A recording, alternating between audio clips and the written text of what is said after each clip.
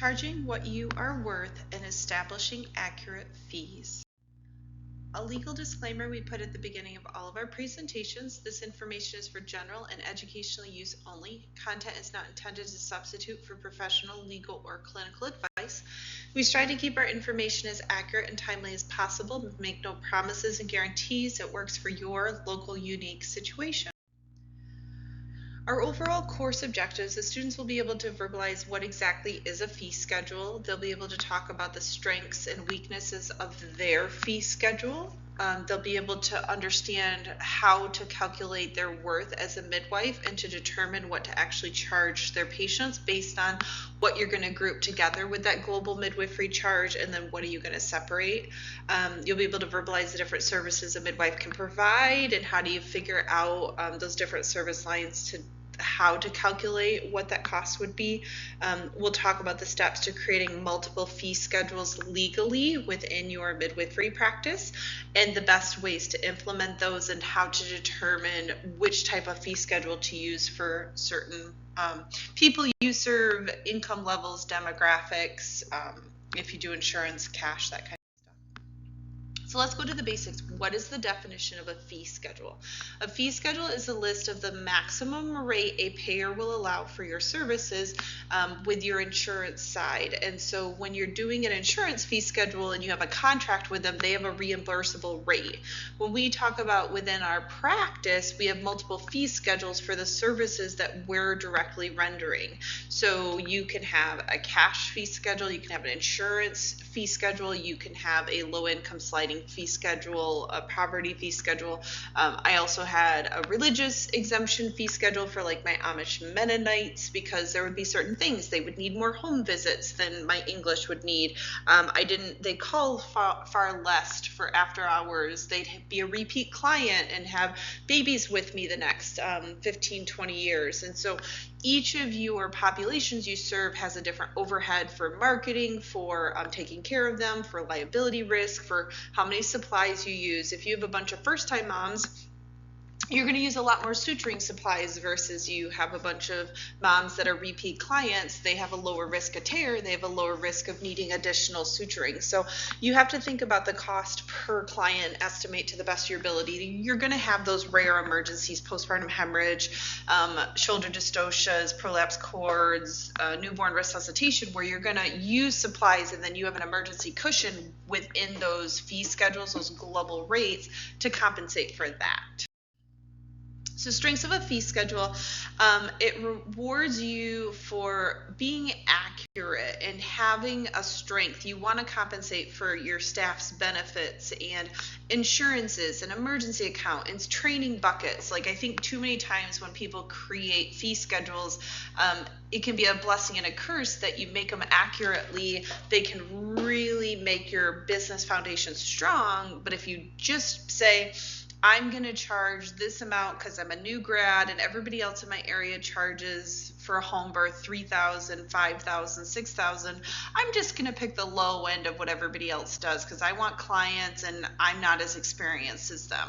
They're not looking at the business side. What does it take for you to run the practice? How much money do you need to live off of versus your colleagues? Everybody's going to be in a different situation. And so I always stress it's not just about, let me pick the average of what everybody charges in my area and that's my fee schedule. You have to look at your unique budgets, overhead costs. If you want to train a team, you want to buy a birth center, you want to retire and you're getting aggressive with your retirement buckets, you want some real estate, you want to vacation a bunch versus another midwife, you want to do 2 births a month versus this other midwife wants to do 12 births a month, that's going to impact your fee schedule. So we want to make sure people, it's a very strong asset.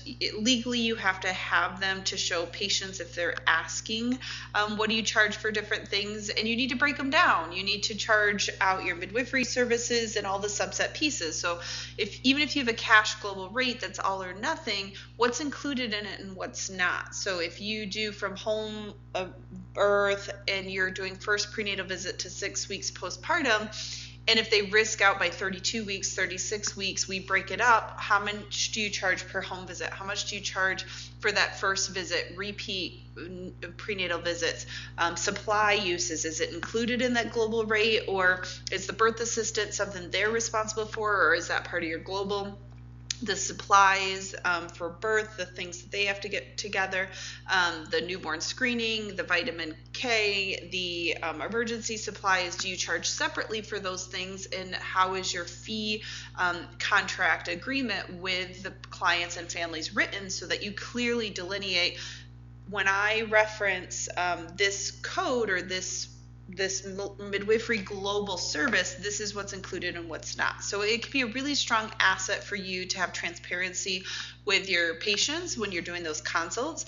If there's ever a question and you have to go to legal court, small claims court to defend yourself, your fee schedule and your financial agreements and your consents are going to be the first things the judge and the jury system look at, and the scope of practice. But when we're talking about the financial side and people are questioning, you didn't give a refund, you didn't give them the money back you were supposed to, those are the things that's going to be in question.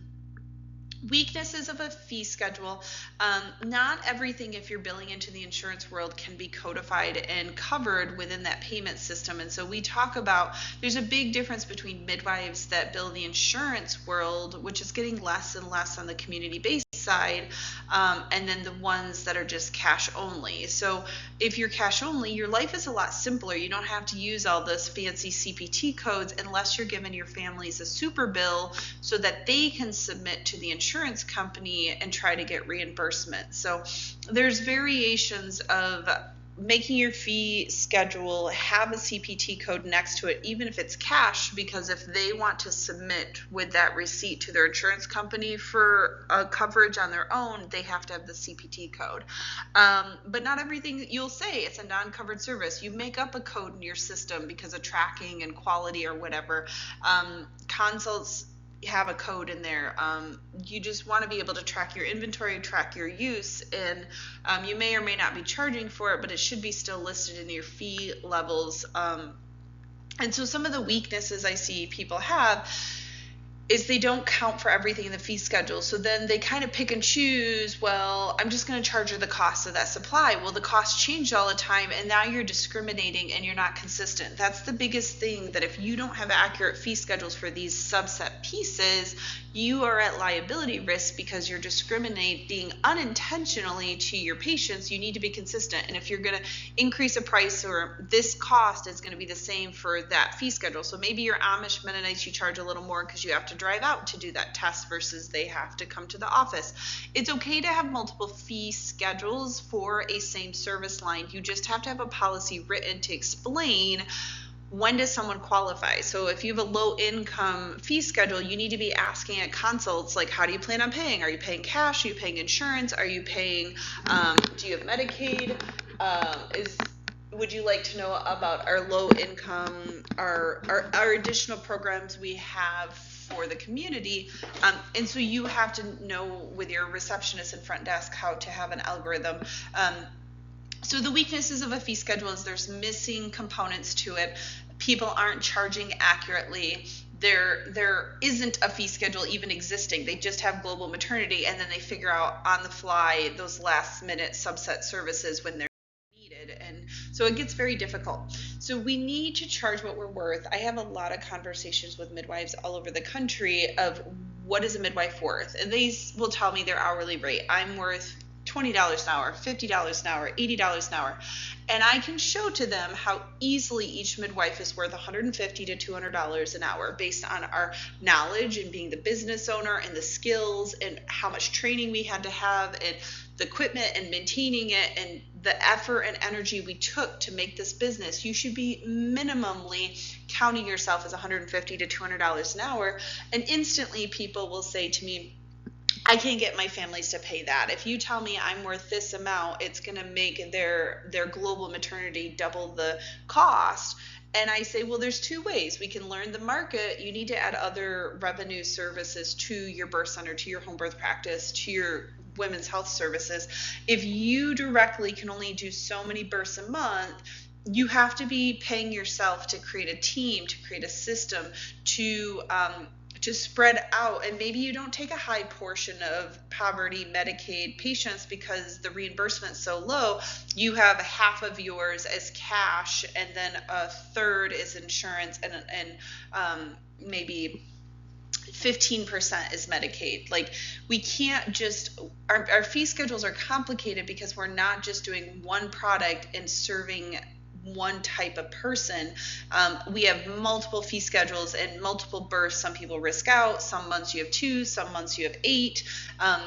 It's unpredictable. And so what I'm trying to do with midwives is get a little more stability. What are things that can happen?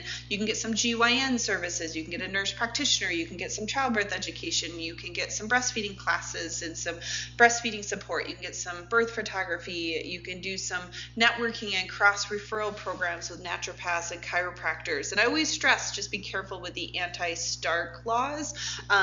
The more, like, if you're a nurse midwife and it's a physician, it's very clear guidelines on a federal and state level. You can't do referral programs and compensation. But if you're a CPM, a licensed midwife, and alternative practitioners, there's no midwifery regulations, and it's doulas and childbirth educators and chiropractors and naturopaths that are all alternative practitioners, the laws are a little different with anti-stark and kickbacks. We talk about so many different things when we're saying what you're worth. And I think midwives just need to pause and say, how hard did I go? How many years of school did I do? How many years of experience have I had? How many blood, sweat, and tears did I put in to make this birth center run and keep running? We have to switch our mindset to know our worth and our value. Like, better birth outcomes should be more expensive. Like, we have phenomenal outcomes compared to the hospital. And we have to not just say, well, everybody deserves a midwife, and they told me a sad birth story during the consult, so and they have no money. Because when we start adding emotions into our services, this is when we start getting burnt out. We have to make the numbers in the backdrop work out. You can't pay your bills with birth trauma stories. You can't go on vacation. You need a medium of exchange, which is the dollar bill, our currency, to be able to pay your staff and to keep up with regulations and to keep your continuing education and certifications and benefits and vacation time and retirement planning and adjust to cost of living. Like, I can't stress this enough. We have to value what we are worth. And each midwife is going to be different, what they personally put on their financial worth. There's different services we can offer, and I stress, based on your training, your certification, these are the core things that typically midwives do. They do the prenatal care, they do the births, they do the well woman services, they do postpartum, home visits, newborn care, breastfeeding support. But I see a lot of midwives doing some really cool ancillary services, craniosacral therapy, they'll do some meditation, they'll do some hypnobirthing. They'll add some additional things that make them stand out, and they could be included services, they could be separate services. Cross-training your birth assistants to be doulas and birth photographers, and now you easily have one person that can do multiple income streams and multiple services that are going to make you stand out from the competitors. So how cool would it be that you call a birth assistant, pay them a little extra to be there in the earlier part of labor? Traditionally, a home birth practice, they'll have them come when they're close to delivering. In a birth center, they'll have them come closer to like that admission to the birth center. But just think of how cool it is, your birth assistant. If things are great, you're given phenomenal labor support because they did all the doula training. Heaven forbid they need to transfer to the hospital. You've got that great doula that can continue that continuity of support for them. That's an advocate for your practice within the organization. And if the birth is going well, you can take some pictures and you can be that support role before and after the birth. If you're needed for labor emergencies or concerns, you just put the camera down and you pivot your skills. So I challenge a lot of midwives to think like a business owner. What are these amazing multiple skills and advanced services can one job description provide? And I think a birth assistant is an untapped resource of additional revenue, additional quality improvements, additional things that are going to make your birth center or home birth practice stand out compared to the competitors. So tips for creating a fee schedule: you want to be able to know what are the services you're offering, what are your overhead expenses each month, what are the various buckets we need to put into. I want you to put in for marketing. I want you to put in for bookkeeping and accounting. I want you to put in for a business consultant, an emergency account, inflation cushions, buying supplies in bulk, down payment for your birth center if you're a home birth practice. I want you to account on your budgets accurately, everything you have to pay each month, everything you're saving for, your vacation, staff benefits, your income. Like, there's so many things that you want to accurately know how to make a budget. So then you can see, okay, how many services are we going to render? What are our different income potentials? We want to do one midwife comfortably can do 6 births a month with our practice. And so you can put some algorithms, you can put some calculations, and you can play around with the numbers and see, okay, we're only doing home births and these are all our overhead, so we have to charge this amount. Okay, it's double what everybody else in the area is charging. So what are some other service lines that we can add that will help with offsetting not just the home birth services? Or, you know what? I don't need much. I'm not saving a ton. This fee schedule is perfect. It's in the middle of everybody else, but now you know that what you're charging, and you got to estimate. So if you're counting newborn care part of your global maternity, then it's part of that cost and you need to list it. But if it's separate, how many newborn exams are you going to do after the baby's born? You've got the initial, and then you've got on average 3 follow-up newborn exams if you're doing the baby's care the first month of life. So if you're a midwife that has the pediatrician take over for the care as soon as you do the initial, your fee schedule is going to be different than someone else that does the newborn care the first month of life. Midwives that do home births and home visits are going to have a little different charge because they've got to travel, they've got to have a vehicle, they got to have upkeep, compared to someone that has a birth center, because the clients, the families are coming directly to them. So everybody's going to be different in your cost of living and who you serve and your radius and your volume and your family. Like, we need to customize this more than what most midwives are doing at this point. Know your allowable. So this has to do if you're billing insurance, if you're billing Medicaid, Medicare, you're in network, you're out of network, there's quote unquote allowable amounts. It's kind of the max level that they consider is worthy of charging. And this is why most home birth center practices don't bill insurance, because we don't want to become a hospital assembly line when we start accepting the low rates of reimbursement from most insurance companies being in network. You have to take double, if not triple, the patients, clients you're serving just to make the numbers add up. So most home birth center midwives stay out of network and cash only because they just can't make the in-network Medicare allowable rates work. So let's talk step by step of creating a fee schedule. You need to determine your usual customary fees. So what in the area is being charged for a home visit, what is being charged for breastfeeding support, what is being charged by the other midwives, and the fees are going to vary greatly. I can tell you for home births across the country, the low end I've seen is around $3,000 at this point, and then the high end I've seen is about $12,000. So obviously in California, New York, the East Coast, West Coast, more boutique-y communities are in the higher end.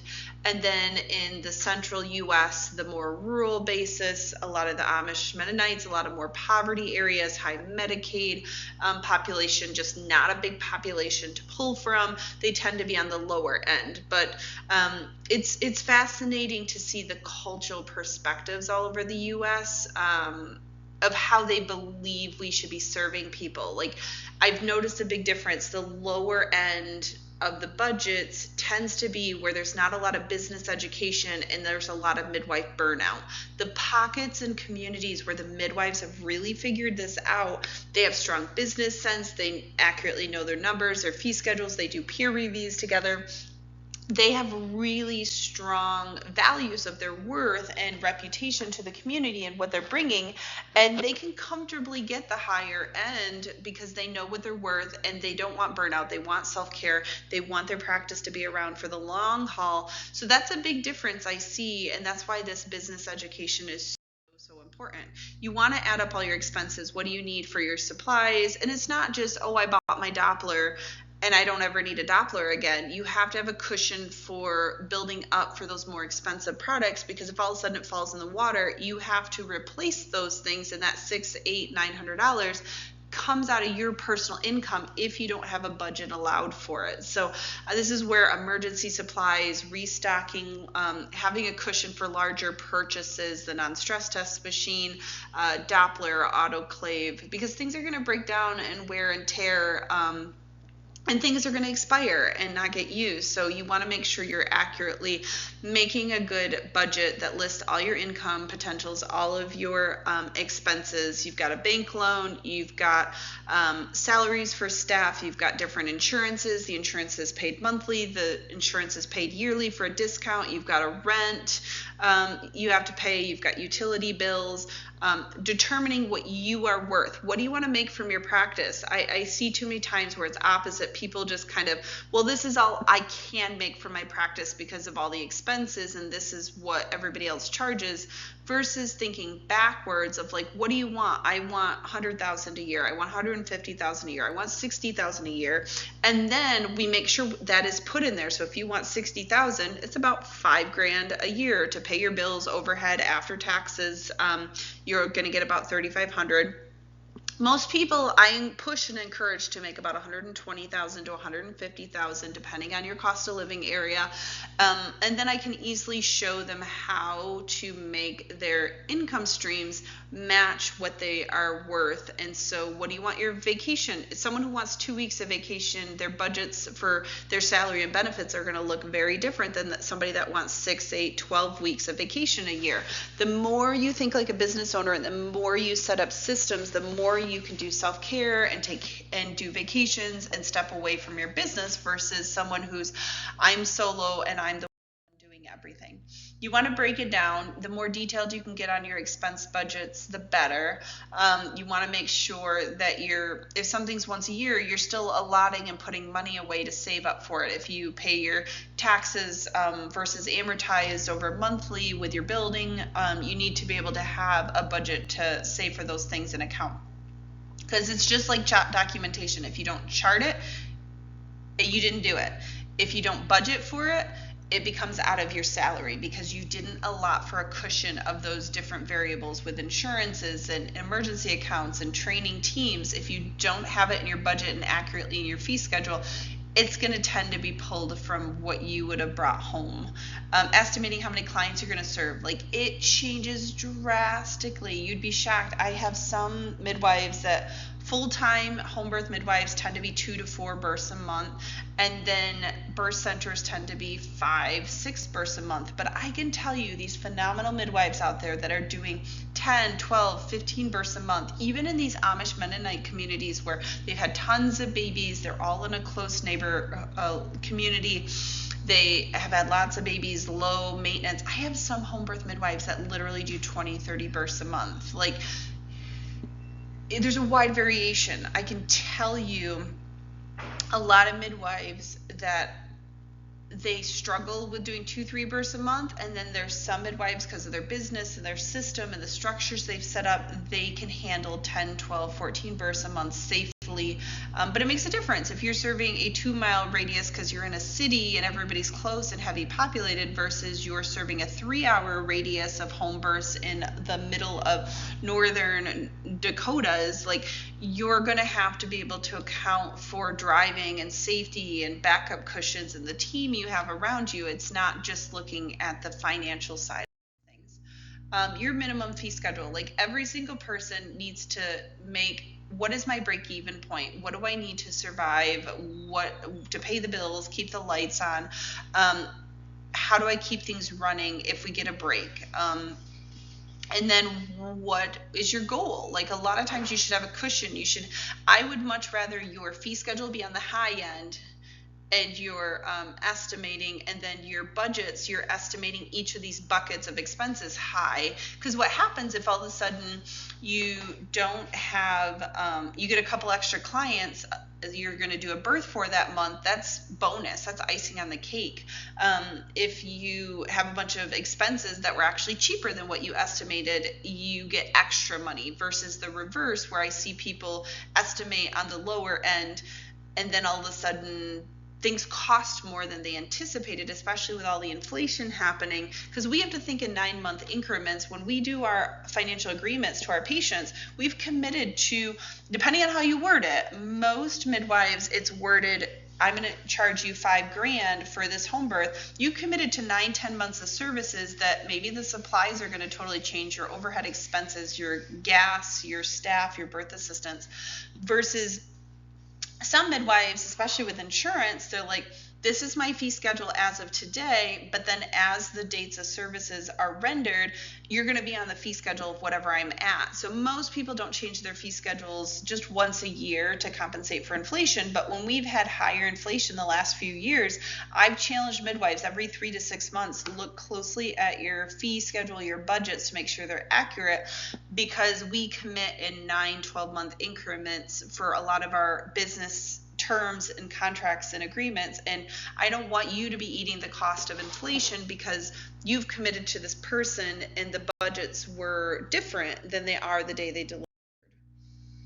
So here's a sample budget that it's not a complicated toolkit. I do a lot of conferences, events, webinars with midwives, with different community alliances of midwives. They'll pool together, and I teach them how to do a budget for the first time. I use a very simple Excel spreadsheet that we've created. I could definitely do that with your guys' team if you reach out. And we just handhold you through a simulation, like, okay, this is how much a midwife's salary is per month, and your health insurance, your benefits. Some people need more health insurance because it's a family versus just themselves, or they have medical issues versus they want catastrophic insurance. We talk about insurance, we talk about retirement, we talk about all these different buckets that are commonly seen with home birth practices. Obviously with a birth center, I have another budget for that, but I just start with simple when we do these discussions, because I want exercises. I want people to look at individually, like, what is your birth assistant? What are your supplies? Do you have an office manager or receptionist? Do you do marketing internally, or do you outsource it? Do you do insurance? If so, how are you paying your biller? I don't think the lawyers, accountants, bookkeepers, business consultants gets recognized in the budgets very often, but they're very, very important. And with the lawyer side, like, you don't need a lawyer very often, but when you need one, they're very expensive quickly. So I would rather you have a cushion you're building up for, a lawyer insurance bucket, whatever you want to call it, and then in a few years you don't need it, you can use it for something else, and then you regrow that bucket again. So depending on if you're renting and you have utilities, you own the building, you have to do landscaping, upkeeping, you have laundry services, every single person's different, whether it's a home birth, birth center, but I want you to account for everything. I want you to see if you can make your numbers work for malpractice insurance, and if you can't, I get it, it's very expensive. We talk in other sections about asset protections. For most home birth, birth center midwives just can't make financial sense of what they're paying for malpractice and what they're getting out of it. So we talk about different strategies that way. But you want maintenance reserves, you want supply reserve, depending if you own the building, you have a lot of large equipment, you want emergency cushions, you want something for training staff, how many midwives. This is just a simple one for a solo home birth practice for people to just grow and expand off of. And then you just do some fee schedules. Like if you've got Amish Mennonites, you've got a low income, you've got insurance, you've got cash, how many clients a month do you plan on delivering? And then you can easily play around with the fee schedules and then see, okay, my break-even point, I'm losing money, I'm making money. Oh, I need to do a few extra breastfeeding visits and some classes. I need to hire a childbirth educator and get 10 people a month from the community trained because they'll pay for themselves and it'll be a revenue for the practice. So like there's ways for you to play around with these budgets, but I want you to either create or just utilize the budget template we have and just play around with the numbers and algorithms to see what you need each month and what your local overhead is. So this is just a sample fee schedule. I try to be as comprehensive as I can of what most midwives, whether they're doing GYN services, just obstetrical services, it's more of an insurance one because obviously you're going to charge more to insurance than you do cash because you've got the overhead of a biller, you've got the time component side, you have to do verification of benefits, you have to do prior auths, you have to do physician referral. There's so many hoops you have to go through to get insurance paid and you have to have staff for that, and you have to have money. And so traditionally insurance is about 30 to 50% higher of a fee schedule rate compared to cash. They pay up front. It's simple. You don't have to worry about payment plans. You don't have to worry about getting paid by an insurance company. And so these are just typical codes and charges for the insurance world. Even if you're just straight cash, I want you to have the CPT codes listed, because many of your families are going to want a super bill from you for them to put to their insurance plan. This is more of like medications, lab draws, supplies, GYN services, but I try to be as comprehensive as I could, and you can easily take stuff off the fee schedules. So yeah, just thinking, you can do it different variations. I've had people where it's your insurance rate, and then if you pay cash up front, it's 30% discount. It makes it super easy.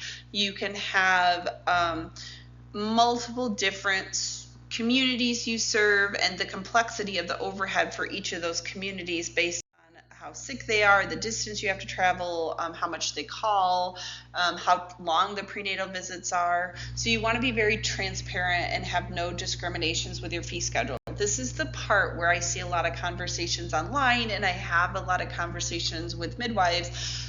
They think you can't have multiple fee schedules. They say it's illegal. And I'm like, hospitals, every medical practice has multiple fee schedules, because if it was illegal, none of them would be able to do it. The difference is you can't just random on one day be like, well, this is my friend, so I'm going to charge her this rate. If you don't have it in writing and saying warm market, immediate friends, past clients, current employees get this discount, you're now discriminating, because it could be hit or miss of when you decide to implement that. So that's the part where people get in trouble. So every fee schedule you do, you just have a policy written, who qualifies for it, how do you determine qualifications. It's super easy, but it will really make things a lot simpler for you if you just have an explanation.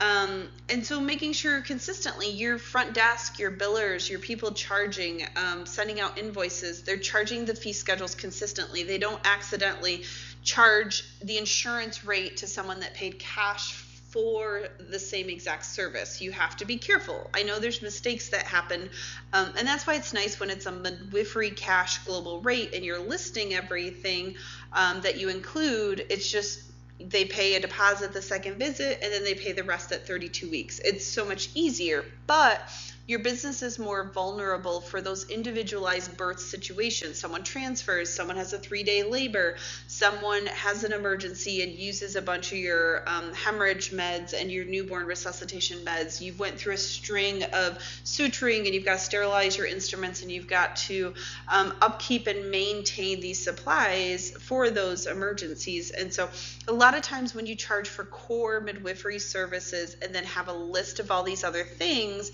you can be more accurate and adjustable to your fee schedule for the unpredictabilities of what birth brings. You want to update it annually at a minimum, but when we have inflation times, you definitely want to do it more sooner and more frequent. And when this is new to you, you want to practice it more. You want to keep close eyes. It's so much easier to pivot when something is a small problem versus it's been going on for a year and now you're in a deep hole and trying to get out of it. So you want to monitor, evaluate, and it'll get easier once you do it, especially when you have a bookkeeper. They'll send you summaries, they'll touch base with you, versus you're just filing your taxes at the end of the year, so you're just collecting all your receipts. You have no clue what money's coming and going. So monitoring things closely. I would love for more midwives to hire accountants that review things with you, business accountants versus just tax filing accountants. So tax filing accountants are what most midwives hire because they're cheaper and you get what you pay for. They will ask you after the year's over and the budgets have already been created, your deductions already exist. They want your receipts, and then they'll just work on filing your taxes by April 15th unless you file for an extension. But I want to challenge you that you meet with them on a regular basis, because there's actually strategies of like, hey, you should make this big purchase in December because you have a ton of money that came in this year and I don't want you to pay a bunch of taxes to the government, versus, you actually have already made a big purchase this year. On paper, you look like you're losing money. I don't want you to deal with carryovers and rollovers for next tax tax year, just hold off on that big purchase till January, because they'll be strategic with you.